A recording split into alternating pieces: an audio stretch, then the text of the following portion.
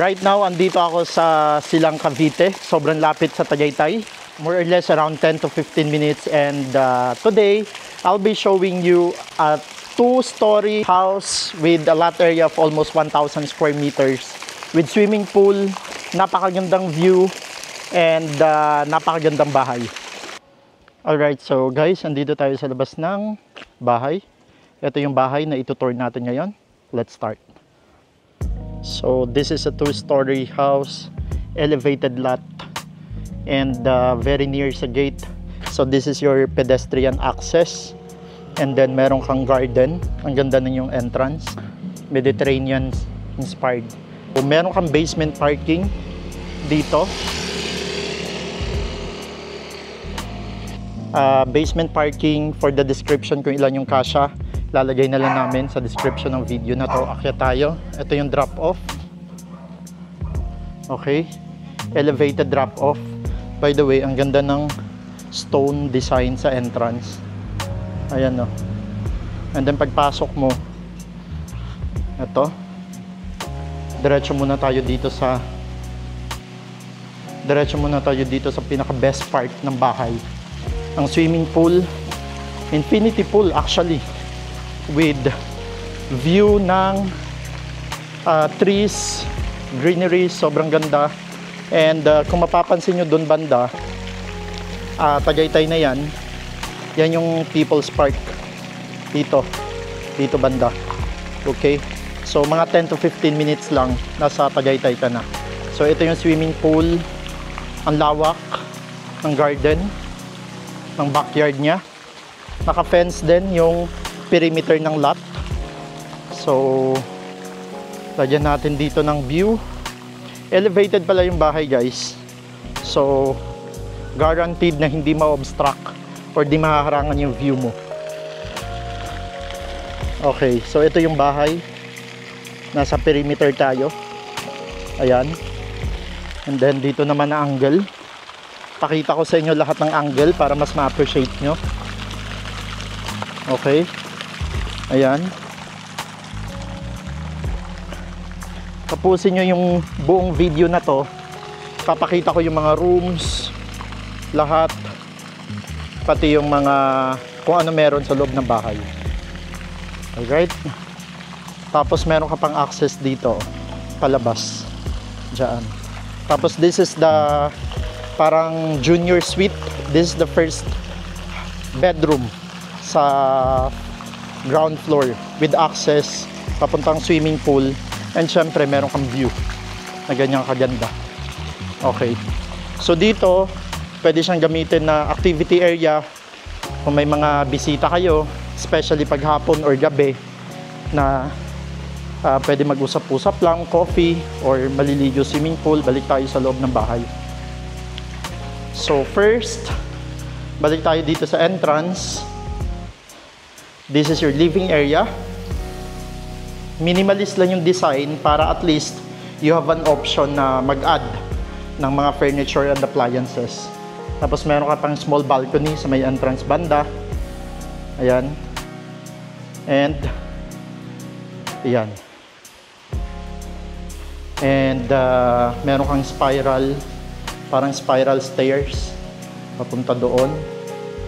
And sorry, medyo baka maguluhan kayo sa video. Nandito naman yung open kitchen natin and yung dining area.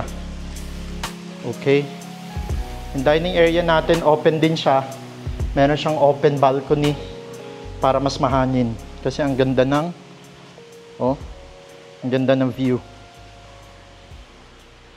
Tapos ito yung dining area mo. Yan.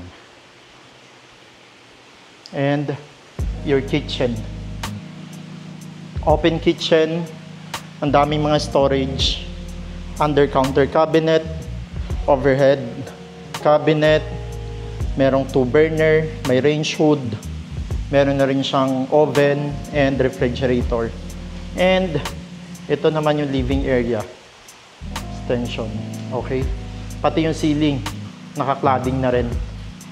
So punta naman tayo dito sa utility area. So this is more of a service kitchen. Okay? And you have pantry room para sa mga supplies. And meron ka ditong laundry area. And sa laundry area, syempre pag nagsampay ka, may door na palabas.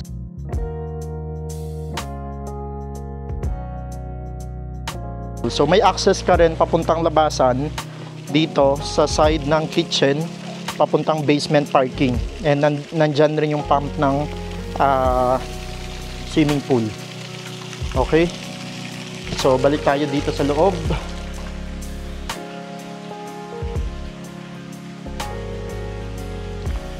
Balik tayo dito. Ayan. And dito sa ground floor, meron siyang powder room. Spacious powder room. Maganda din yung ano niya, wall accent. Tapos sobrang liwanag.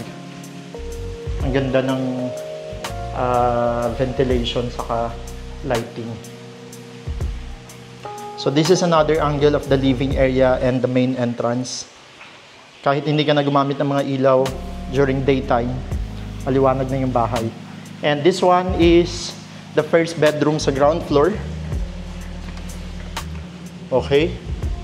So ito yung first bedroom sa ground floor. Meron na siyang mga modular cabinet. Meron pa siyang parang small desk for work. And king size bed. And yun nga ang pinaka-highlight dito talaga pagising mo. Ito agad yung bubungad sa'yo. Ang ganda. Ito naman yung access mo palabas. Ayan. And ito naman yung another angle of this junior suite.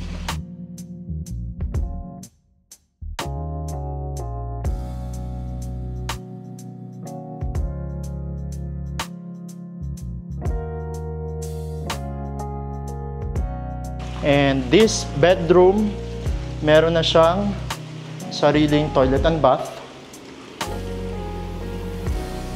Ayan.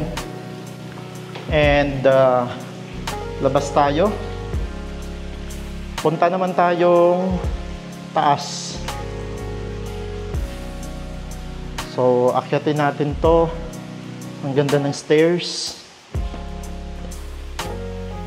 High quality materials. And this will be your landing area.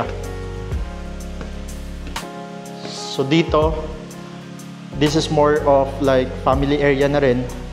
And ang bubungad din sa iyo is yung napakagandang view. Yeah. Let me show you another angle of the receiving area dito sa second floor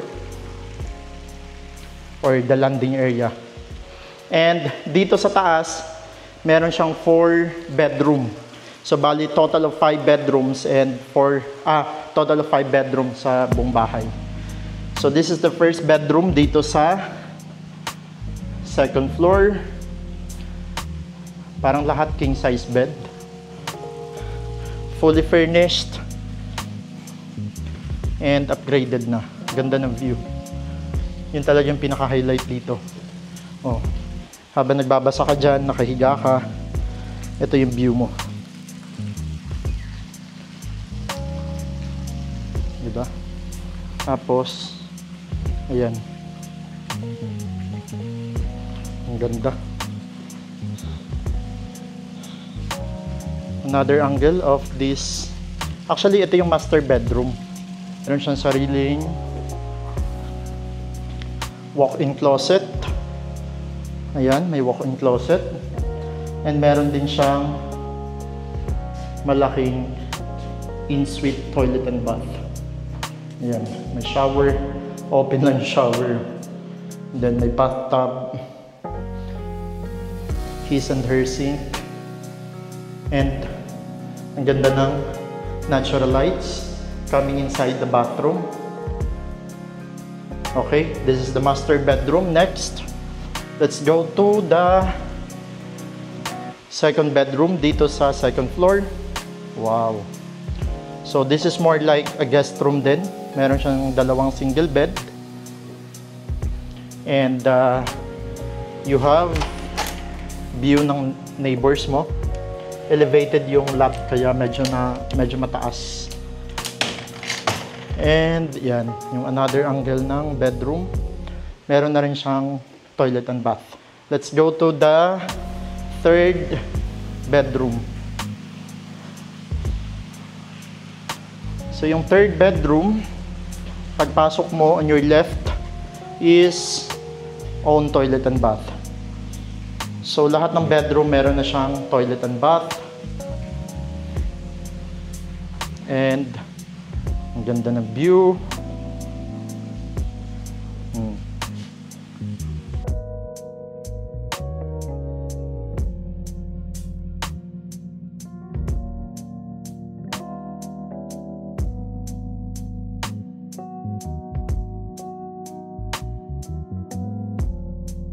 And meron din siyang family area.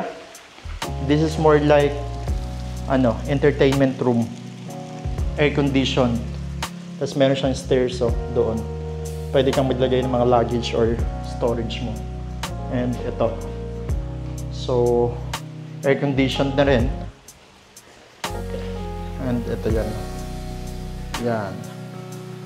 Okay. And the last bedroom is this one.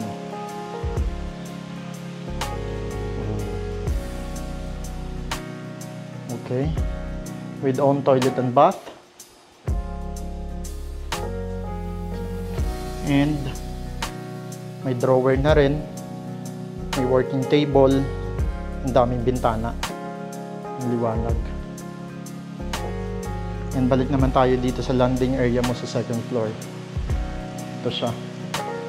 And meron din ditong malawak na balcony sa second floor. So yan, ang ganda ng view.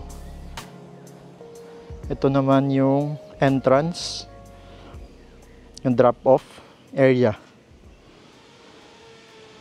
So yan yung bahay. Okay.